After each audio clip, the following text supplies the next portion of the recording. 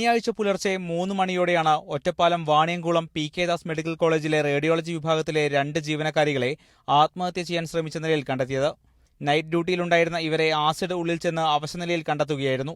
ഇതേ മെഡിക്കൽ കോളേജിൽ radiation course പൂർത്തിയാക്കിയവരാണ് ഇരുവരും. ഒറ്റപ്പാലം അകലൂർ സ്വദേശിയായ പെൺകുട്ടി ബോണ്ട് അടിസ്ഥാനത്തിൽ ജോലി ചെയ്തു വരികയായിരുന്നു. ഒറ്റപ്പാലം പനമണ്ണ സ്വദേശിയായ പെൺകുട്ടി ബോണ്ടിന് ശേഷം സ്ഥിരം ജീവനക്കാരിയായി കഴിഞ്ഞ 3 മാസമായി ജോലി ചെയ്യുകയായിരുന്നു. സ്ഥാപനത്തിൽ നിന്ന് രാജിവെച്ച ഇരുവരുടെയും അവസാന പ്രവൃത്തി ദിവസമായിരുന്നു ഇന്നലെ.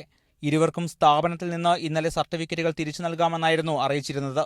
എന്നാൽ ഇത് ലഭിക്കാത്തതിലുള്ള മനോവിഷമമാകാം ആത്മഹത്യാ ശ്രമത്തിന് കാരണമെന്ന് ബന്ധുക്കൾ പറയുന്നു. അവർക്ക് അതിൻ്റെ പ്രശ്നം എന്ന് പറഞ്ഞാൽ അത് കിട്ടിക്കഴിഞ്ഞാലല്ലേ, ഇപ്പം നിങ്ങൾ കുറേ പഠിക്കേണ്ട, അത് കിട്ടിക്കഴിഞ്ഞാലേ നിങ്ങൾക്ക് എന്തെങ്കിലും ആവുള്ളൂ. അങ്ങനെ ഒരു കാരണം കൂടി ഉണ്ടാവാൻ സംശയം.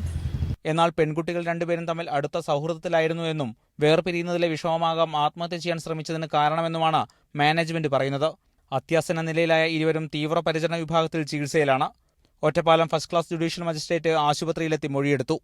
മാതൃഭൂമി ന്യൂസ്, ഒറ്റപ്പാലം.